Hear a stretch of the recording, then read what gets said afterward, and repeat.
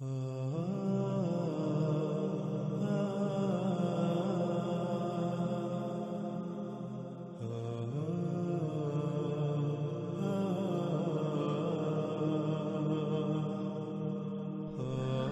ہم بات کر رہے ہیں علامات و اشراط کی سب سے آخری اور بڑی علامات و اشراط الساعۃ میں سے ایک دخان پر۔ ہم نے گزشتہ قسط کے اختتام پر کہا تھا کہ اب بات کرتے ہیں دخان پر قرآن سے اور دیکھتے ہیں کہ قرآن دخان کے بارے میں کیا رہنمائی کرتا ہے۔ تو ناظرین، دخان کے موضوع پر قرآن میں پوری ایک سورہ دخان موجود ہے۔ ہم اس پوری سورت پر تفصیل کے ساتھ بات کریں گے انا علینا بیانہ کے تحت جاری سلسلے میں، مگر یہاں ہم سورۃ الدخان سے اپنے موضوع کے تحت چند آیات کو سامنے رکھتے ہوئے اپنے موضوع کا احاطہ کریں گے تاکہ کم وقت میں اور آسان طریقے سے قرآن سے اس موضوع کی کھل کر وضاحت ہو جائے اور کسی کے لیے بھی کسی قسم کا کوئی شک یا ابہام باقی نہ رہے۔ ناظرین، جیسا کہ ہم پہلے بتا چکے ہیں کہ پوری سورۃ الدخان پر انا علینا بیانہ کے تحت مفصل اور ہر پہلو سے بات ہوگی، اس لیے ہم سورۃ الدخان کی شروع کی آیات پر بات نہیں کریں گے، اس کے برعکس سیدھا اپنے موضوع کی طرف آتے ہیں۔ اور اس وقت آپ کو سکرین پر سورۃ دخان کی آیت نمبر 7 نظر آ رہی ہے۔ رب السماوات والارض وما بینہما ان کنتم موقنین۔ ناظرین، آیت پر بات کرنے سے پہلے آیت میں استعمال ہونے والے الفاظ کا جان لینا بہت ضروری ہے، اور آیت میں پہلا لفظ ہے رب۔ رب کہتے ہیں اس ذات کو جو کسی کو عدم سے وجود میں لائے، یعنی جب کسی کا وجود نہیں ہوتا تو اس کو وجود میں لانا، اور پھر کس طرح وجود میں لانا، یعنی اس سے کس طرح خلق کرنا، وہ تخلیق کے تمام مراحل، اسے کسی نہ کسی مقصد کے لیے خلق کرنا، اور جس مقصد کے لیے خلق کیا جانا اس مقصد کو پورا کرنے کے لیے اسے اس کی تمام ضروریات بھی مہیا کرنا، اور پھر اسے اس کے مقام پر قائم کر دینا تاکہ وہ اپنے مقام پر قائم رہتے ہوئے اس مقصد کو پورا کر سکے جس مقصد کے لیے اسے خلق کیا گیا۔ اگر وہ مخلوق اس مقصد کو پورا کرتی ہے تو اسے احسن بدلہ دینا، اور اگر وہ اس مقصد کو پورا نہیں کرتی، کمی یا کجی کرتی ہے، کوتاہی یا سستی برتتی ہے، تو اس سے حساب لینا، اس سے پوچھ گچھ کرنا اور اسے اس کی سزا دینا۔ ناظرین، یہ لفظ رب کے بہت ہی مختصر اور جامع ترین معنی ہے۔ اس آیت میں اللہ سبحانہ و تعالی نے کہا کہ رب السماوات والارض وما بینہما۔ لفظ رب کو ہم واضح کر چکے، اب آ جاتا ہے لفظ سماوات۔ السماوات جمع کا صیغہ ہے اور اس کا واحد السما ہے۔ السما عربی میں فضا یعنی خلا کو کہتے ہیں، یعنی جیسے آپ جس فضا میں موجود ہیں، جس میں آپ سانس لیتے ہیں، یہ فضا عربی میں السما کہلاتی ہے، اور السماوات اس کی جمع ہے۔ لفظ سماوات کے نیچے زیر کا آنا اس بات کو یقینی بناتا ہے، نہ صرف یقینی بناتا ہے بلکہ تحقیقاً یہ بات کرتا ہے کہ یہ سماوات وہ سماوات ہیں جن کا تمہارے ساتھ تعلق ہے، جو تمہارے قریب تر، یا یوں کہہ لیں کہ جو زمین کے سماوات ہیں، یعنی زمین کے گرد جو فضا ہے، جو خلا ہے، یہ ایک نہیں بلکہ 7 مختلف طے در طے پرتوں پر مشتمل ہے، یعنی ایک نہیں بلکہ 7 آسمان ہیں، ایک سے زائد آسمان ہیں۔ اس طرح اگلا لفظ ارض، جو کہ اسی سیارے کا ذکر کیا جا رہا ہے جس پر آپ موجود ہیں، اسے زمین بھی کہا جاتا ہے۔ آگے آ جاتا ہے وما بینہما، جس کے معنی ہے جو کچھ بھی ان دونوں میں ہے، یعنی جو کچھ بھی آسمانوں اور زمین کے درمیان ہے، جو کچھ بھی ان کے درمیان ہے، ان میں ہے۔ اب آتے ہیں ناظرین اس آیت کی طرف، اور آپ سکرین پر دیکھ سکتے ہیں کہ آیت میں بالکل صراحت کے ساتھ یہ کہا جا رہا ہے کہ رب السماوات والارض وما بینہما۔ رب السماوات، رب سماوات کا اور زمین کا، اور جو کچھ بھی السماوات اور زمین کے درمیان ہے، ان دونوں میں ہے، یعنی جب ان سب کا وجود نہیں تھا تو ان کو عدم سے وجود میں لانے والا، انہیں عدم سے وجود میں لایا گیا، انہیں خلق کیا گیا۔ تو غور کرو کہ انہیں کیسے خلق کیا گیا۔ تو ناظرین، کیا قرآن اس سوال کا جواب نہیں دیتا انہیں کیسے خلق کیا گیا؟ ہم پچھلی قسط میں تفصیل کے ساتھ یہ واضح کر چکے کہ زمین و آسمانوں اور جو کچھ بھی ان میں ہے انہیں کیسے اور کس سے خلق کیا گیا۔ انہیں کس سے خلق کیا گیا؟ انہیں دخان یعنی گیسوں سے خلق کیا گیا۔ جیسا کہ آپ اس آیت کو اپنی سکرین پر دیکھ سکتے ہیں کہ سورہ فصلت کی آیت نمبر 11 میں اللہ سبحانہ و تعالیٰ نے بالکل واضح الفاظ میں یہ بات بتا دی کہ زمین و آسمان خلق سے پہلے دخان یعنی گیسیں تھیں۔ انہیں دخان یعنی گیسوں سے خلق کیا گیا۔ اور پچھلی قسط میں بھی آپ اس بات کو تفصیل کے ساتھ جان چکے کہ زمین و آسمان اور جو کچھ بھی ان میں ہے ان سب کو گیسوں سے خلق کیا گیا۔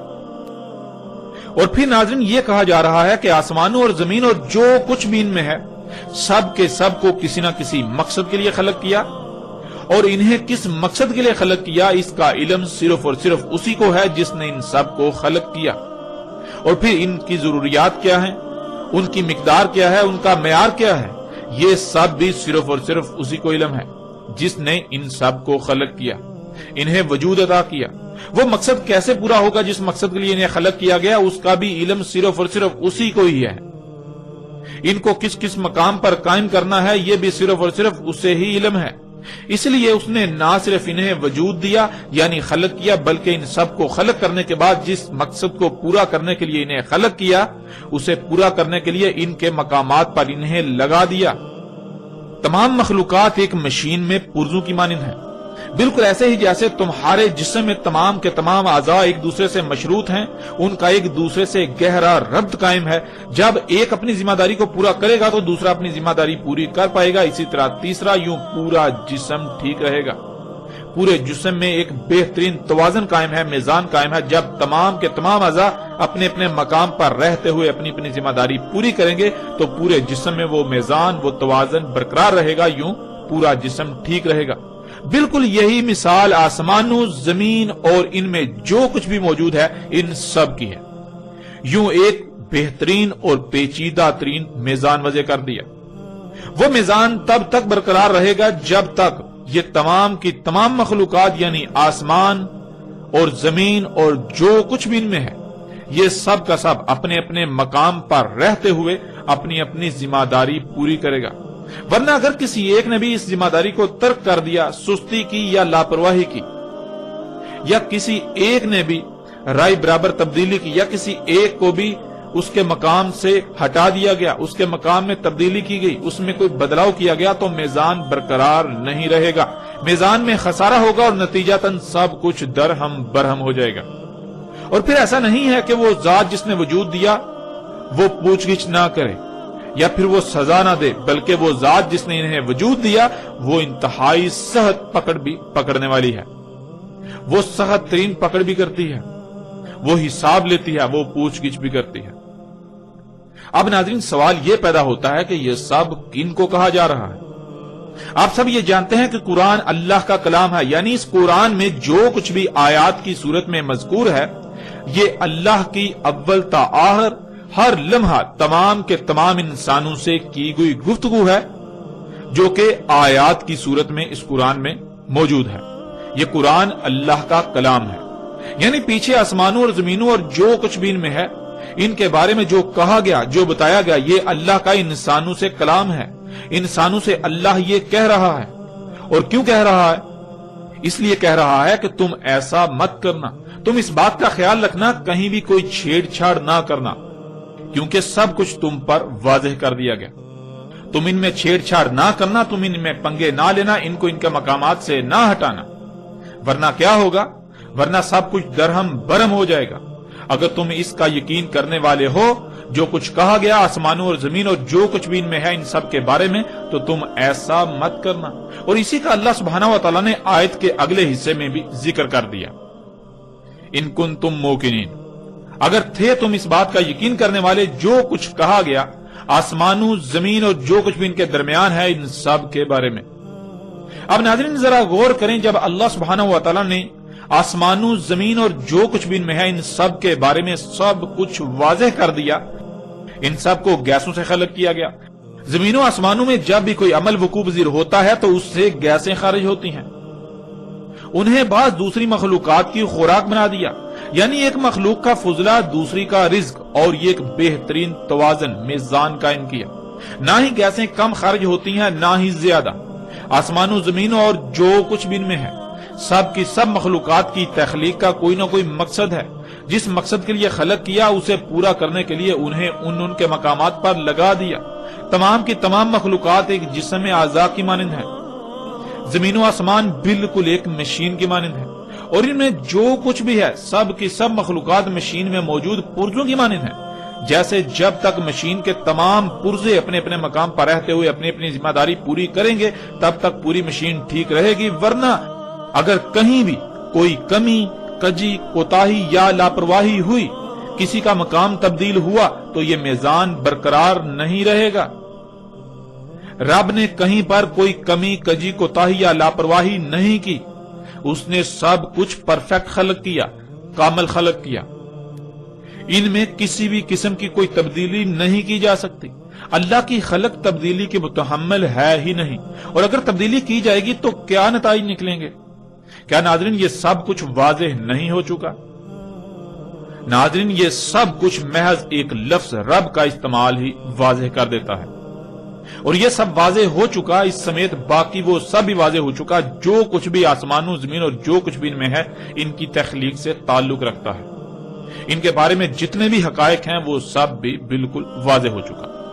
گزشتہ ایک ساتھ میں بھی ان موضوعات پر یعنی کہ اس حوالے سے مختلف پہلوؤں سے تفصیلاً بات ہو چکی۔ تو ناظرین یہ سب کچھ واضح کیے جانے کے بعد اللہ نے یہی کہا تھا کہ اگر تم اس بات کا یقین رکھنے والے ہوئے تو تم ان میں پنگے نہیں لو، یوں سب کچھ محفوظ رہے گا۔ اور اگر تمہیں ہماری اس بات کا یقین نہ ہو، تم نے سمجھا کہ ایسا کچھ بھی نہیں، چھیڑ چھاڑ کرنے سے، ان میں پنگے لینے سے، ان میں تبدیلیاں کرنے سے کچھ بھی نہیں ہوتا۔ فطرت میں تبدیلیاں کرنے سے، فطرت کو بدلنے سے، اس میں چھیڑ چھاڑ کرنے سے کچھ بھی نہیں ہوگا۔ تو پھر یہ بات جان لو کہ جو اللہ سبحانہ و تعالیٰ نے اگلی آیت میں کہہ دی۔ اللہ سبحانہ و تعالیٰ اس میں کہتے ہیں لا الہ الا ہوا یحیی و یمیت ربکم و رب آبائکم الاولین۔ نہیں ہے الہ یعنی نہیں ہے کوئی بھی ایسی ذات جس کی بات مانی جائے کہ تمہیں جو کچھ بھی عطا کیا، خواہ وہ صلاحیتیں ہوں، مال ہو، اولاد ہو، تمہارے ہاتھ، پاؤں، کان، دل، دماغ سمیت جتنے بھی تمام کے تمام اعضاء ہیں وہ ہوں، یا رزق، یا جو کچھ بھی تمہیں عطا کیا گیا، اس سب کا کب، کہاں، کیسے، کیوں اور کس مقصد کے لیے استعمال کرنا ہے، وہ سب کیوں تمہیں عطا کیا گیا، اس کے فیصلے کا اختیار صرف اور صرف اسے ہے جو حیا کر رہا ہے اور جو موت کر رہا ہے۔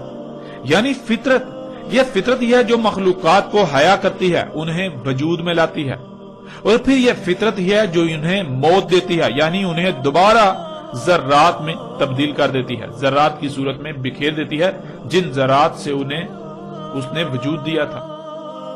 تو تمہیں جو کچھ بھی عطا کیا گیا اگر وہ سب فطرت کے تابع رکھو گے تو ہر لحاظ سے فلاح پاؤ گے، کسی قسم کا نقصان نہیں ہوگا، تمہیں ہر لحاظ سے فائدے ہی حاصل ہوں گے۔ اور اگر ان سب کا استعمال فطرت کے خلاف کیا، فطرت کے برعکس اپنی خواہشات، اپنی مرضی کے تابع کیا، حی اور موت کرنے والی ذات یعنی فطرت کے علاوہ کسی کے پیچھے بھی اس کا استعمال کیا، ان کا استعمال کیا، تو پھر تمہارا انجام کیا ہوگا، اس کو بھی اللہ سبحانہ وتعالی نے آگے واضح کر دیا، یعنی آیت کے اگلے حصے میں واضح کر دیا۔ یہ اس سے جان لو، ربکم و رب آبائکم الاولین، تمہارا رب اور تمہارے آبا کا رب جو اولین تھے، یعنی جو پہلے آ کر گزر چکے۔ ناظرین یہاں لفظ رب کے معنی ذہن میں ہونا بہت ضروری ہے۔ تمہارا رب یعنی جب تمہارا وجود نہیں تھا تو جس نے تمہیں وجود دیا، اور پھر کسی نہ کسی مقصد کے لیے وجود دیا، جس مقصد کے لیے وجود دیا سب کچھ واضح کر دیا، جیسا کہ پیچھے سب واضح ہو چکا کہ خواہ کچھ بھی ہو جائے فطرت پر قائم ہونا ہے، ہر طرف سے کٹ کر، بالکل یک رخ ہو کر، فطرت میں کوئی تبدیلی نہیں کرنی، فطرت میں کوئی چھیڑ چھاڑ نہیں کرنی، ورنہ تمہارا انجام کیا ہوگا، وَرَبُّ آبَائِكُمُ الْأَوَّلِينَ، تمہارے آبا کا رب یعنی جو زمین میں تم سے پہلے آباد تھے، انہیں بھی یہی ذات وجود میں لائی تھی، اور ان پر بھی یہ سب واضح کیا تھا، اور انہوں نے کیا کیا، اور پھر ان کا انجام کیا ہوا یہ سب تمہارے سامنے واضح کیا جا چکا۔ ناظرین، کون ہیں آبائکم الاولین؟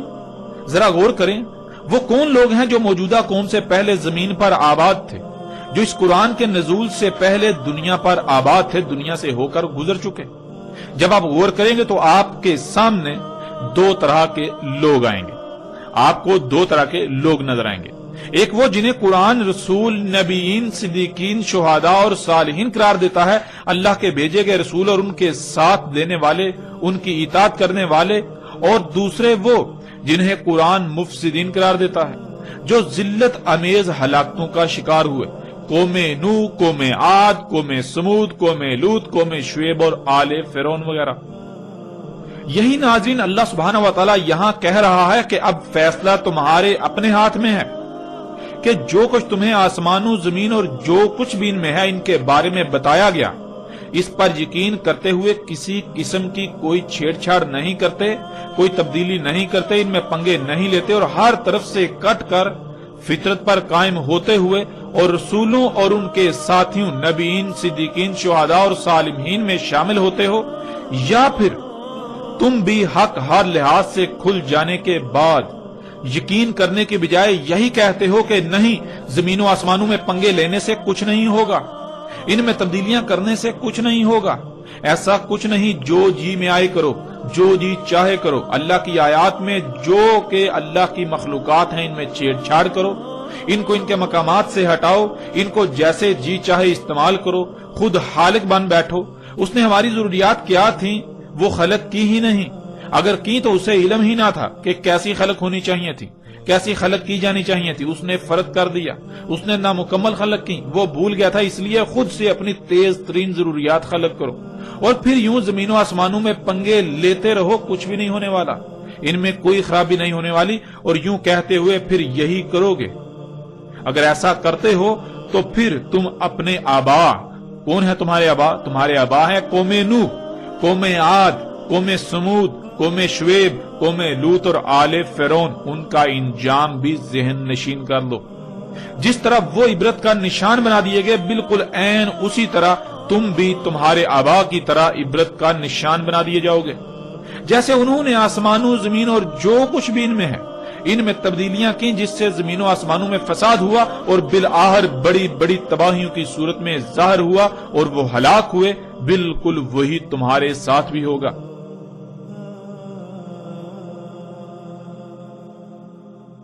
اب ناظرین، یہاں تک اللہ سبحانہ و تعالی نے نہ صرف آسمانوں، زمین اور جو کچھ بھی ان میں ہے ان سب کے بارے میں سب حقائق کھول کھول کر واضح کر دیے، بلکہ انسانوں کو ہر لحاظ سے متنبہ بھی کر دیا کہ اگر وہ اللہ کو الہ بناتے ہیں، یعنی فطرت پر قائم ہوتے ہیں، تو ان کا شمار کن میں ہوگا، اور اگر وہ اللہ کی دعوت کا یقین کرنے کے بجائے، یعنی جب انہوں نے اللہ کی بات کو نہ مانا، اس میں شک کیا اور آسمانوں، زمین اور جو کچھ بھی ان میں ہے ان میں پنگے لیے، تو نتیجتاً تباہیاں آنا شروع ہوئیں، تو بجائے اس کے کہ وہ اپنی آنکھوں سے یہ سب دیکھ کر اللہ کی دعوت، اللہ کی بات کا یقین کر لیتے اور باز آ جاتے فساد کرنے سے اور دنیا اور آخرت کی ہلاکت سے بچ جاتے، بلکہ انہوں نے اپنی آنکھوں سے دیکھ کر یقین کرنے اور فطرت میں چھیڑ چھاڑ کرنے، اس میں تبدیلیاں کرنے سے باز آنے کے بجائے اپنی اسی روش کو برقرار رکھا، تو پھر ان کا انجام کیا ہوگا؟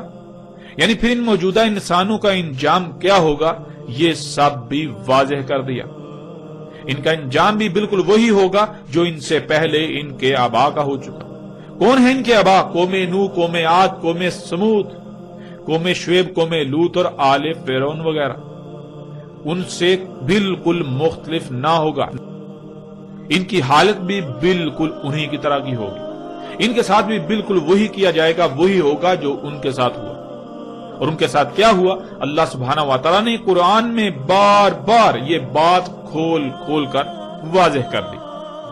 ناظرین، اب یہاں سوال یہ پیدا ہوتا ہے کہ اتنا کچھ واضح ہونے کے باوجود بھی موجودہ قوم یعنی زمین پر آباد موجودہ انسانوں نے کیا کیا؟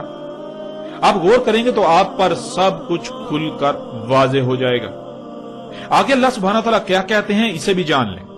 آگے اللہ سبحانہ تعالیٰ آیت نمبر 9 میں کہتے ہیں بل ہم فی شک یلعبون، بلکہ یہ شک میں پڑے لعب کر رہے ہیں۔ ناظرین، اس آیت میں بھی استعمال ہونے والے الفاظ کو جاننا بہت ضروری ہے۔ اس میں جان لیتے ہیں لفظ یلعبون کو۔ یلعبون لعب سے ہے، جس کے معنی بہت وسیع ہیں، لیکن موضوع کے اعتبار سے ہم یہاں ان میں سے چند معنی بیان کریں گے۔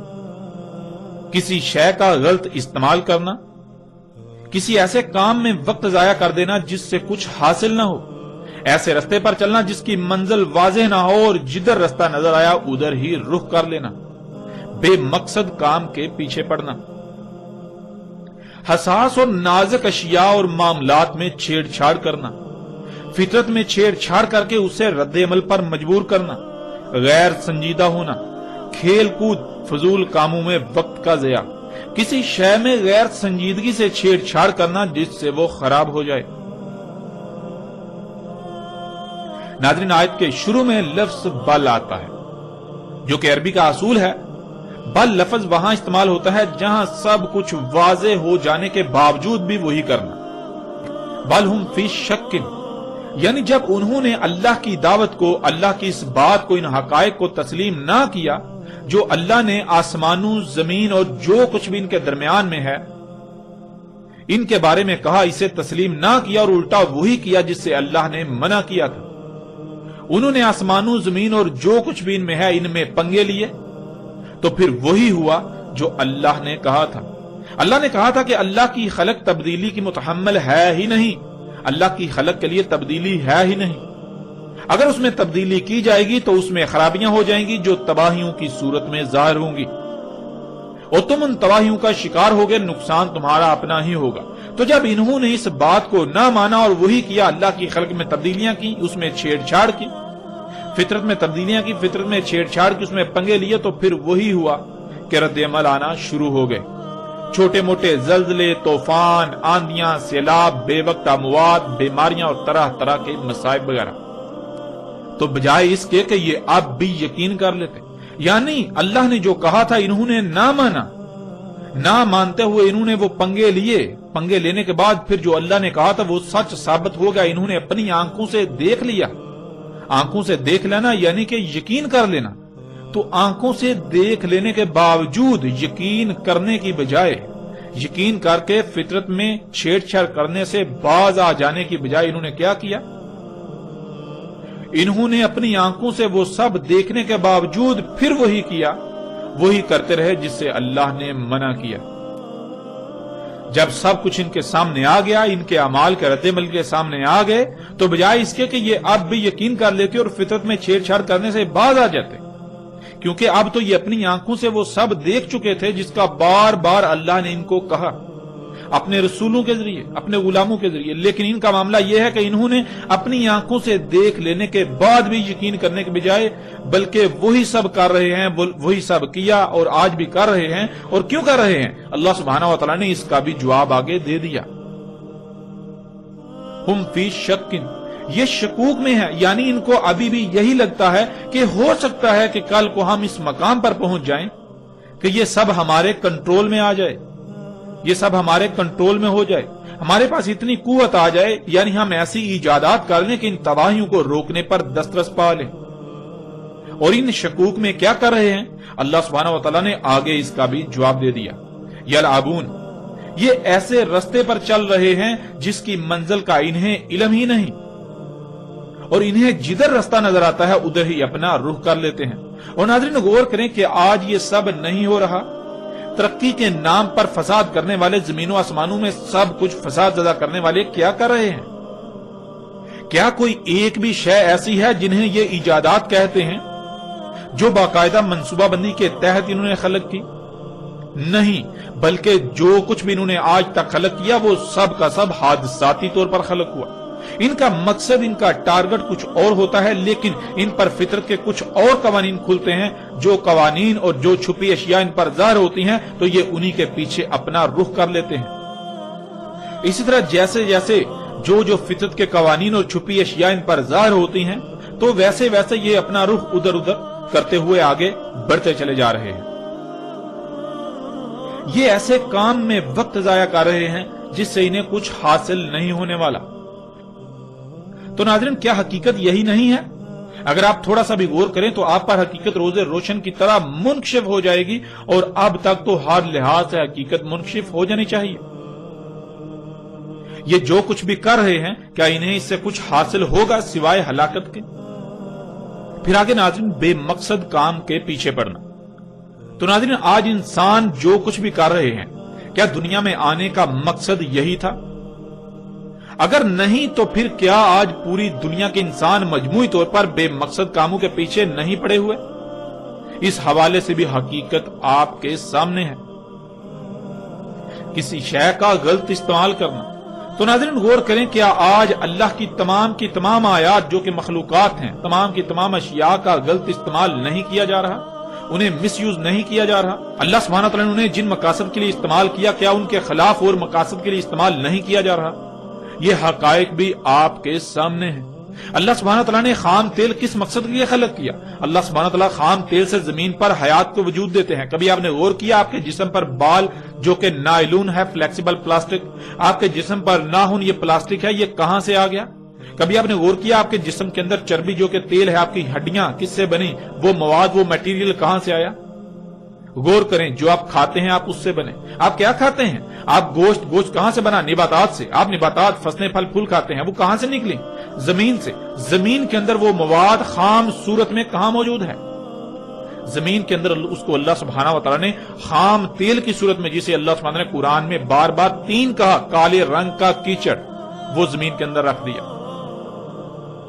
تو غور کرے، کیا اس 3 کو، کالے رنگ کے کیچڑ کو جسے آپ آج خام تیل کہتے ہیں، اس کا غلط استعمال نہیں کیا جا رہا؟ اس طرح اللہ سبحانہ نے جو قوتیں اس دنیا میں بچھائی تھیں، جو قوتیں اس زمین کا، دنیا کا نظام چلا رہی ہیں، جنہیں اللہ سبحانہ نے قرآن میں ملائکہ کہا اور آج آپ انہیں سگنلز کا نام دیتے ہیں، کیا ان کا غلط استعمال نہیں کیا جا رہا؟ کیا آج اللہ کی تمام مخلوقات کا غلط استعمال نہیں کیا جا رہا؟ حقیقت ہر لحاظ سے آپ کے سامنے ہے۔ پھر آگے ناظرین، حساس اور نازک اشیاء اور معاملات میں چھیڑ چھاڑ کرنا۔ تو ناظرین غور کریں، زمین و آسمان اور جو کچھ بھی ان میں ہے، یہ سب کیا انتہائی حساس ترین اشیاء اور معاملات نہیں ہیں؟ اور کیا آج مجموعی طور پر پوری دنیا کے انسان اللہ کی اس انتہائی حساس ترین، پیچیدہ ترین مشین زمین اور اس کے گرد گیسوں کی 7 تہ در تہ پرتوں اور جو کچھ بھی ان میں ہے، ان میں چھیڑ چھاڑ نہیں کر رہے؟ ان میں بگاڑ پیدا نہیں کر رہے؟ ان میں خرابیاں نہیں کر رہے؟ حقیقت ہر لحاظ سے آپ کے بالکل سامنے ہے۔ فطرت میں چھیڑ چھاڑ کر کے اسے رد عمل پر مجبور کرنا۔ تو ناظرین، کیا آج پوری دنیا کے انسان فطرت میں چھیڑ چھاڑ نہیں کر رہے؟ ذرا غور تو کریں، خود کو ڈاکٹر کہلوانے والے کیا کر رہے ہیں؟ یہ میڈیکل انڈسٹری کیا کر رہی ہے؟ فطرت میں چھیڑ چھاڑ، اللہ کی مخلوقات کی چیر پھاڑ، ان میں پنگے لے رہے ہیں، تحقیق کے نام پر فساد در فساد کر رہے ہیں۔ تو پھر کیا فطرت رد عمل ظاہر کرنے پر مجبور نہیں ہوگی؟ کیا فطرت رد عمل ظاہر نہیں کرے گی؟ حقیقت آپ کے سامنے ہے۔ کیوں نہیں، بلکہ آپ یہ سب آج اپنی آنکھوں سے دیکھ رہے ہیں۔ جس قدر میڈیکل کا شعبہ بڑھتا جا رہا ہے، اس قدر طرح طرح کی بیماریاں بھی بڑھتی چلی جا رہی ہیں۔ انجینئرز کو لے لیں، وہ کیا کر رہے ہیں؟ وہ فطرت میں چھیڑ چھاڑ کر کے فطرت کو رد عمل پر مجبور کر رہے ہیں۔ کیا وہ ایسا نہیں کر رہے؟ ذرا غور تو کریں، پہاڑوں کو کاٹ رہے ہیں، پہاڑوں کو، اللہ کی زمین پر خلق کردہ رواسیوں کو ان کے مقامات سے ہٹا رہے ہیں، ان میں لمبی لمبی سرنگیں کھود رہے ہیں، اور پھر اپنی رواسیاں زمین پر ڈیزائن اور خلق کر رہے ہیں۔ تو کیا اس سے زمین کا توازن برقرار رہے گا؟ اللہ سبحانہ وتعالیٰ نے تو قرآن میں بار بار یہ بات واضح کر دی کہ اس نے زمین پر جو رواسیاں، یعنی جو بلند جگہیں، جو چوٹیاں ہیں، ان سے زمین کا بیلنس کیا تاکہ زلزلے نہ آئیں۔ تو یہ انجینئرز کیا کر رہے ہیں؟ ذرا غور تو کریں، کیا یہ اللہ کے قائم کردہ توازن کو بگاڑ نہیں رہے؟ اور پھر یہ جو بلند و بانگ عمارتیں خلق کر رہے ہیں، یہ جو ان کی رواسیاں ہیں، کیا ان سے مزید زمین کا توازن نہیں بگڑ رہا؟ ناظرین ذرا غور تو کریں، تو کیا پھر زلزلے نہیں آئیں گے؟ کیوں نہیں؟ جب فطرت میں چھیڑ چھاڑ کر کے اس کو رد عمل پر مجبور کیا جائے گا تو فطرت رد عمل کا اظہار نہ کرے؟ ایسا کیسے ہو سکتا ہے؟ اور کیا یہ سب آج آپ اپنی آنکھوں سے پوری دنیا میں ہوتا ہوا نہیں دیکھ رہے؟ آج یہ سب اپنی آنکھوں سے آپ ہوتا ہوا دیکھ رہے ہیں۔ اس کے علاوہ ناظرین جتنے بھی شعبے ہیں، جو لوگ بھی ترقی کے نام پر جو اعمال کر رہے ہیں وہ کیا کر رہے ہیں، اگر آپ تھوڑا سا بھی غور کریں گے تو حقیقت ہر لحاظ سے کھل کر آپ کے سامنے ہے۔ پھر آگے ناظرین غیر سنجیدہ ہونا۔ تو ناظرین غور کریں کہ آج کسی میں سنجیدگی ہے؟ اگر کوئی سنجیدہ ہوتا ہے تو وہ چیختا ہے، چلاتا ہے کہ یہ سب نہ کرو۔ اگر کوئی سنجیدہ ہوتا تو جب وہ اپنے اعمال کا رد عمل دیکھتا تو فوراً باز آ جاتا اور دوسروں کو بھی متنبہ کرتا۔ لیکن کیا کہیں پر کوئی سنجیدگی نظر آتی ہے؟ نہیں، ہرگز نہیں، بالکل نہیں۔ پھر آگے ناظرین کھیل کود، فضول کاموں میں وقت کا ضیاع۔ آج پوری دنیا کے انسانوں کو دیکھیں تو آپ کو یہی نظر آئے گا کہ بجائے یہ کہ وہ اللہ کی دعوت کو تسلیم کرتے، اگر نہیں تو اپنی آنکھوں سے دیکھ لینے کے بعد یقین کرتے اور عملاً میدان میں اترتے، لوگوں کو متنبہ کرتے، دنیا میں آنے کے مقصد کو پہچان کر اس پر قائم ہوتے، دوسروں پر وہ مقصد واضح کرتے، مگر یہاں تو گنگا الٹی ہی بہہ رہی ہے۔ ہر کوئی کھیل کود میں مصروف ہے، کہیں پر کرکٹ تو کہیں پر ہاکی، کہیں پر فٹ بال تو کہیں پر کوئی اور گیم۔ اس طرح کھیلوں کی بھرمار ہے اور ہر کوئی کھیل کود میں مصروف ہے۔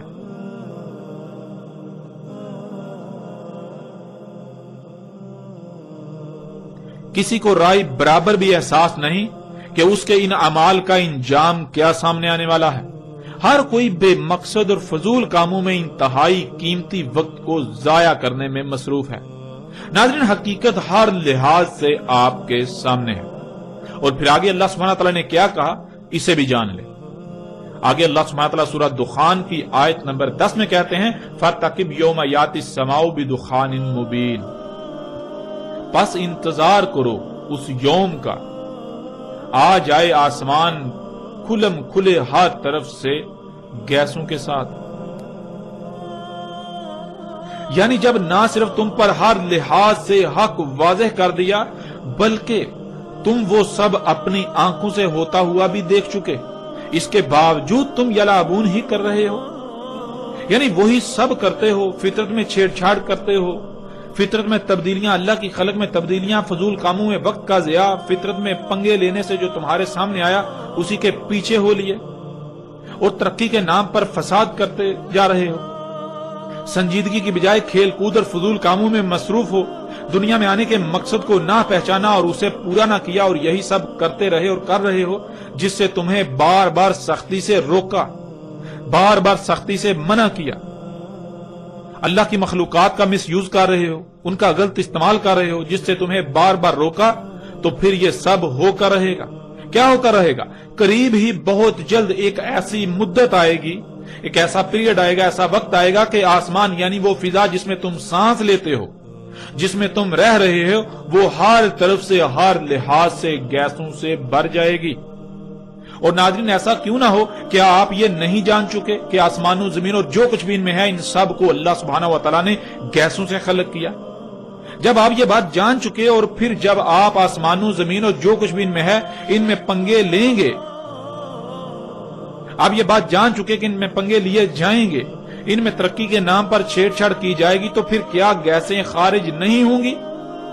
کیوں نہیں، ضرور، بالکل ضرور خارج ہوں گی، کیونکہ جب یہ سب کچھ گیسوں سے خلق کیا تو جب ان کو کیمیا یا عمل سے گزارا جائے گا، ان میں پنگے لیے جائیں گے، جب کچھ خود سے خلق کیا جائے گا تو ظاہر ہے گیسیں تو خارج ہوں گی۔ ناظرین ذرا غور کریں، جس سواری پر آپ سوار ہوتے ہیں، آپ کے سفر کے ذرائع، کیا وہ طرح طرح کی زہریلی گیسیں خارج نہیں کر رہے؟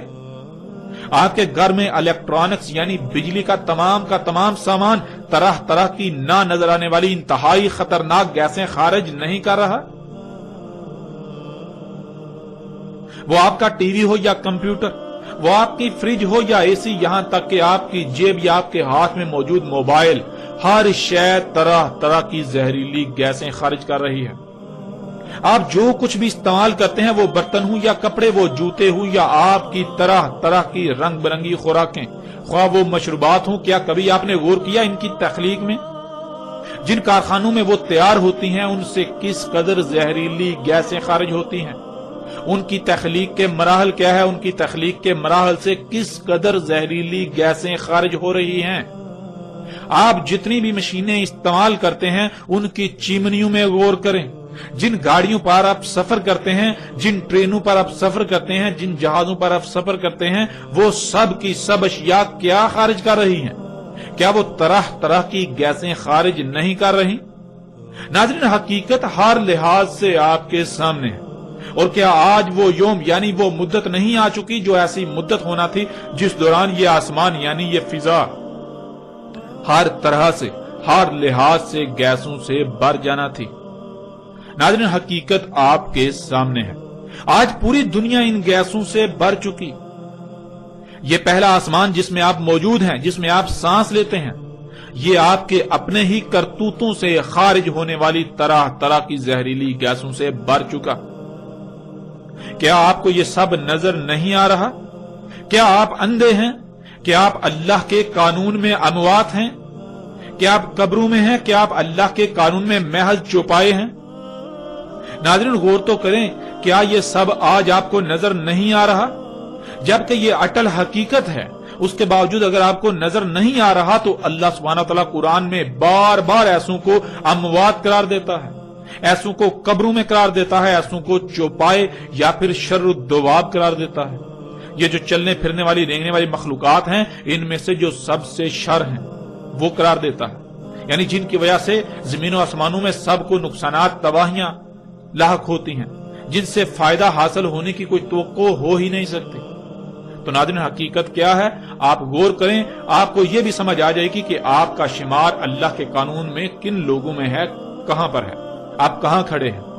آپ اللہ کے قانون میں حیا ہیں یا پھر آپ اللہ کے قانون میں اموات ہیں، قبر میں ہیں۔ تو ناظرین، جان لے یہ حقیقت آپ کی آنکھوں کے سامنے ہے، اس کو آپ جھٹلا نہیں سکتے۔ اگر آپ اسے تسلیم کرنے سے انکار کرتے ہیں تو نقصان آپ کا اپنا ہی ہوگا، کسی دوسرے کا نہیں۔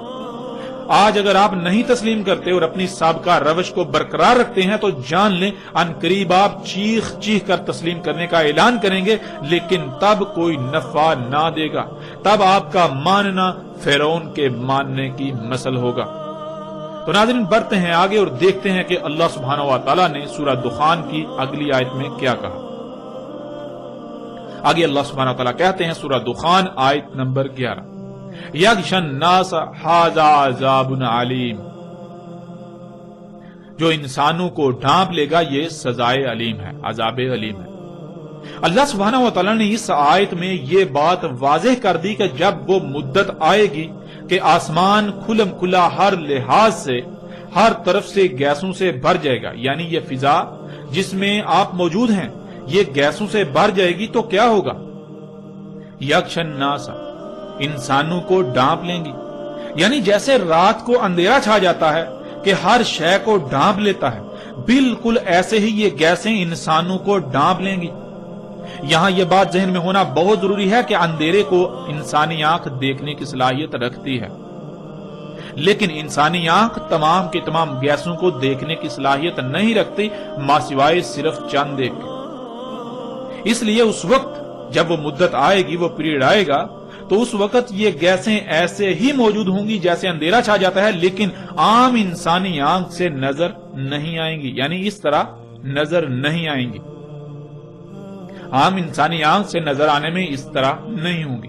البتہ اگر ایسا آلہ ہو جس سے ان گیسوں کو دیکھنے کی صلاحیت حاصل ہو جائے تو اس آلے سے آسمان یعنی یہ فضا ایسے ہی نظر آئے گی جیسے کہ اندھیرا چھایا ہوا ہو، یعنی یہ گیسیں اس طرح چھائی ہوئی نظر آئیں گی جیسے اندھیرا چھا جاتا ہے، یعنی جیسے آپ دیکھتے ہیں کہ آج کل سموگ ظاہر ہوتی ہے جو بالکل دھند کی طرح نظر آتی ہے، لیکن وہ دھند نہیں بلکہ یہی گیسیں ہوتی ہیں جو انسانوں کے مفسد اعمال سے خارج ہوئیں، جو محض اس وجہ سے ظاہر ہوتی ہیں کہ جب کوئی کیمیائی عمل ان میں وقوع پذیر ہوتا ہے، یعنی موسم کے اتار چڑھاؤ کی وجہ سے وہ آپس میں جب ان کا اختلاط ہوتا ہے تو ان کا کچھ وقت کے لیے ظہور ہو جاتا ہے۔ جیسے مثال کے طور پر جب آپ یہ گیسیں اپنی گاڑی یا کسی آپ فیکٹری کی چمنی سے دیکھتے ہیں خارج ہو رہی ہیں، تو جب خارج ہو رہی ہیں تو اس وقت وہ نظر آ رہی ہوتی ہیں، لیکن تھوڑی دیر بعد وہ انویزیبل یعنی کہ نظر آنا بند ہو جاتی ہیں، وہ نظر نہیں آتی۔ بالکل اسی طرح یہ جسے آپ سموگ کہتے ہیں یہی گیسیں ہیں، اسی طرح اس فضا میں موجود ہیں لیکن نظر نہیں آ رہی۔ جب ان میں موسم کی وجہ سے کوئی کیمیائی ریاکشن ہوتا ہے، کوئی عمل ہوتا ہے تو اس عمل کے رد عمل میں یہ دوبارہ یہ ظاہر ہو جاتی ہیں. اور یہ کیوں ظاہر ہوتی ہیں؟ جسے آپ سموک کہتے ہیں آج کل، یہ اللہ کی آیات میں سے ہے. یہ انسانوں کو یہ دکھانے کے لیے ہے کہ عقل کے اندھو دیکھو، آج یہ فضا ان گیسوں سے بھر چکی. یہ صرف اور صرف آپ کو دکھانے کے لیے اللہ نے قانون میں ایسا کر دیا کہ وقتاً فوقتاً یہ اس طرح ظاہر ہوتی رہیں، تاکہ آپ پر یہ چیز بالکل واضح کر دی جائے کہ یہ اس طرح سے آپ کو لپیٹ میں لے چکی ہوئی ہیں، انہوں نے اس طرح سے آپ کو ڈانپ لیا ہوا ہے.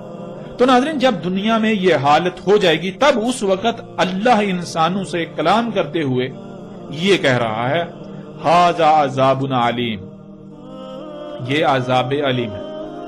ناظرین، یہاں یہ بات ذہن میں ہونا بہت ضروری ہے کہ اللہ انسانوں کو عربی کے محض ان 3 الفاظ میں ایسا نہیں کہہ رہا، بلکہ اللہ تو انسانوں سے کلام کرتا ہے، انسانوں سے گفتگو کرتا ہے جیسے اس کا قانون ہے. اور اللہ کا قانون یہ ہے کہ اللہ انسان چونکہ بشر ہیں تو انہی میں سے کسی بشر کا انتخاب کرتا ہے، اور اس کے ذریعے سے یعنی اس بشر کے ذریعے سے اللہ انسانوں سے انہی کی زبان میں کلام کرتا ہے، گفتگو کرتا ہے.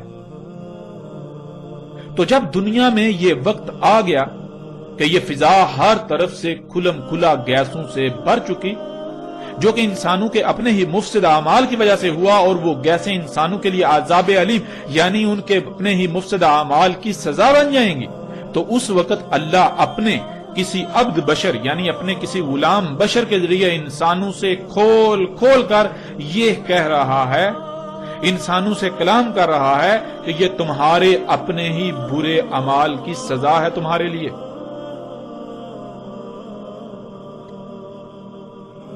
اور ناظرین، ایسا اس لیے کہ انسان اس وقت ان گیسوں کی وجہ سے لاحق ہونے والی بیماریوں، مصیبتوں، تکلیفوں اور طرح طرح کی تباہیوں کا ذمہ دار اللہ کو ٹھہرا رہے ہوں گے کہ یہ سب تو اللہ کر رہا ہے، یہ بیماریاں تو اللہ لا رہا ہے، یہ مصیبتیں تو اللہ لا رہا ہے، ان کا ذمہ دار اللہ ہے. آج اگر بیماریاں بڑھ گئیں تو اللہ یہ بیماریاں لا رہا ہے، یعنی اپنے مفسد اعمال کے رد عمل کا ذمہ دار اللہ کو ٹھہرا رہا ہوگا. لیکن اس وقت اللہ اپنے ایک غلام کے ذریعے، ایک بشر غلام کے ذریعے انسانوں سے یہ کہہ رہا ہوگا کہ یہ سب اللہ نہیں کر رہا، اللہ ظالم نہیں ہے، اللہ ظلم نہیں کرتا، اللہ پر بہتان عظیم مت باندھو، یہ سب تمہارے اپنے مفسد اعمال کے نتائج ہیں، یہ سب کا سب اسی فساد کا اظہار ہے جو تم نے آج تک اپنے ہاتھوں سے کیا. اس لیے اللہ پر الزام تراشی مت کرو، اپنے کیے ہوئے فساد کے اظہار کی ذمہ داری اللہ پر مت تھوپو. اللہ سبحان ہے، اللہ اس سے پاک ہے کہ وہ کوئی ایسا کام کرے جس سے فساد ہو، جس سے تباہی آئے. اللہ فرط نہیں کرتا، اللہ نے جو کچھ بھی خلق کیا سب کچھ کامل پرفیکٹ خلق کیا، وہ عیب دار خلق نہیں کرتا، وہ نقائص و خامیوں والا خلق نہیں کرتا، وہ سبحان ہے. آج جو خرابیاں تمہیں زمین و آسمانوں میں نظر آ رہی ہیں ان سب کا ذمہ دار تم انسان ہو، ان سب کے ذمہ دار تم بذات خود انسان ہو. یہ سب تمہارے اپنے ہی ہاتھوں سے کیے ہوئے کرتوتوں کا نتیجہ ہے، وہ کرتوت جنہیں تم آج تک ترقی کا نام دے رہے ہو، اس کے باوجود کہ تم پر سب کچھ ہر لحاظ سے کھول کھول کر واضح کیا جا چکا. تو ناظرین غور کریں، کیا آج یہ دخان، یہ گیسیں عذاب علیم نہیں بن چکی؟ اور پھر غور کریں، آج یہ مذہبی طبقہ، جب ان سے پوچھا جائے تو کیا یہ مذہبی طبقہ یہی نہیں کہتا اور انسانوں کی اکثریت یہی نہیں کہہ رہی کہ یہ بیماریاں، یہ تکلیفیں، یہ مصیبتیں، یہ طوفان، یہ آندیاں، یہ تباہیاں اللہ لا رہا ہے، یہ سونامی اللہ لا رہا ہے، ان کا ذمہ دار اللہ ہے؟ کیا یہ سب ایسا نہیں کہہ رہے؟ ایک طرف ان کی ذمہ داری اللہ پر ڈالتے ہیں اور دوسری طرف قرآن میں کیا پڑھتے ہیں؟ اللہ سبحان ہے. دن رات زبان سے رٹے لگاتے ہیں، اللہ سبحان ہے، اللہ سبحان ہے، اللہ سبحان ہے. کس سے اللہ سبحان ہے؟ ایک طرف قرآن میں اللہ یہ کہتا ہے کہ اللہ نے فرط نہیں کیا، اللہ نے جو کچھ بھی خلق کیا بالکل پرفیکٹ خلق کیا، اس میں کوئی خامیاں نہیں چھوڑی، اللہ خلق کرتے ہوئے کچھ بھول نہیں گیا تھا.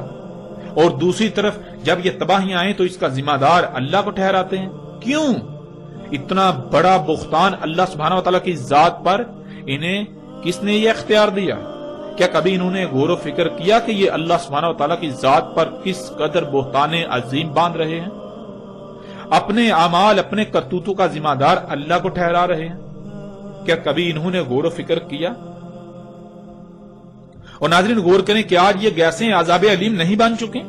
ان گیسوں کی وجہ سے ہر سال لاکھوں کی تعداد میں اموات، اور شاید ہی کوئی ایک بھی انسان ایسا ہو جو ان گیسوں کی وجہ سے متاثر نہ ہو، بلکہ ہر کوئی ان گیسوں کی وجہ سے طرح طرح کی بیماریوں کا شکار ہوئے۔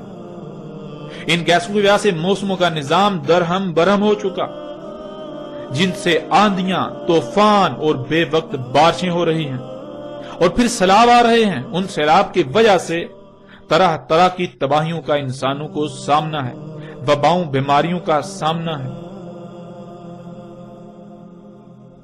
ان گیسوں کی وجہ سے آسمان پھٹ کر اس میں سوراخ ہو چکا، جس کی وجہ سے سورج سے خارج ہونے والی خطرناک ترین لہریں زمین پر آ رہی ہیں، جن کو آسمان کی وہ تیر زمین پر آنے سے روکتی تھی، انہیں واپس دوبارہ خلا میں بھیج دیتی تھی، اور ان کی وجہ سے درجہ حرارت دن بدن بڑھتا چلا جا رہا ہے۔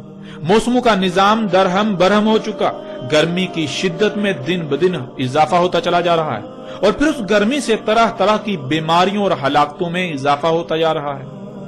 ایسے ہی جیسے جیسے آپ غور کرتے جائیں تو نہ ختم ہونے والی ہلاکتوں اور تباہیوں کی فہرست بنتی چلی جائے گی، جو انسانوں کو صرف اور صرف انہی گیسوں کی وجہ سے ہر طرف سے آج گھیرے ہوئے ہیں۔ ناظرین یہ ہے ان دخان یعنی ان گیسوں کا عذاب علیم، یعنی انسانوں کے مفسد اعمال کے بھیانک رد عمل، جو کہ ان مفسد اعمال کی سزا ہیں۔ تو ناظرین غور کریں، کیا آج یہ سب حقائق آپ کے سامنے نہیں ہیں؟ ذرا غور تو کریں۔ کیا یہ فضا دخان یعنی ان گیسوں سے ہر طرف سے نہیں بھر چکی؟ سکرین پر یہ تصاویر آپ اپنی آنکھوں سے دیکھ رہے ہیں۔ اپنے اخبارات ٹٹولیے، ان میں بھی آپ کو روزانہ کی بنیاد پر ایسی خبریں ملیں گی۔ کیا یہ دخان ان انسانوں کے لیے عذاب علیم کی صورت اختیار نہیں کر چکی؟ اور ناظرین کیا کوئی ایسی شخصیت موجود ہے جو یہ حقائق ہر لحاظ سے آپ پر کھول کھول کر رکھ رہی ہے؟ ناظرین ذرا غور تو کریں، یہ سب آج آپ کے سامنے ہو رہا ہے، یہ سب حقائق آپ کے سامنے۔ اگر آپ ان حقائق سے آج اپنی آنکھیں بند کر لیں گے تو جان لیں ایک عظیم عذاب آپ کے بالکل سر پر آ چکا ہے۔ آج بے شک آپ کو ادراک نہیں ہو پا رہا، مگر جلد ہی جیسے ہی اس عذاب عظیم کو اپنی آنکھوں سے دیکھیں گے تو تب آپ کو ادراک ہو جائے گا۔ لیکن تب کیا فائدہ؟ تب تو بڑے بڑے رب ہونے کے دعوے دار بھی تسلیم کرنے پر مجبور ہو جاتے ہیں۔ تب تو فرعون بھی مجبور ہو گیا تھا، تو پھر آپ کیا شے ہیں؟ اور پھر کیا تب تسلیم کرنا کوئی نفع دے گا؟ یہ حقیقت بھی آپ کے سامنے ہے۔ ناظرین ان قریب بالکل وہی ہونے والا ہے جو قوم نوح کے ساتھ ہوا، اور قوم نوح کے ساتھ کیا ہوا یہ آپ جانتے ہیں۔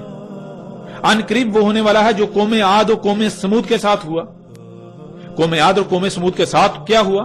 قوم عاد اور قوم سمود القاریہ یعنی ایٹمی بموں کی لپیٹ میں آئے، ایٹمی تباہیوں کی لپیٹ میں آئے، ایٹمی بموں کی جنگوں کی لپیٹ میں آئے، اور انہوں نے ایٹمی بموں نے ان کو صفحہ ہستی سے مٹا دیا، اور وہ آج ہونے والا ہے۔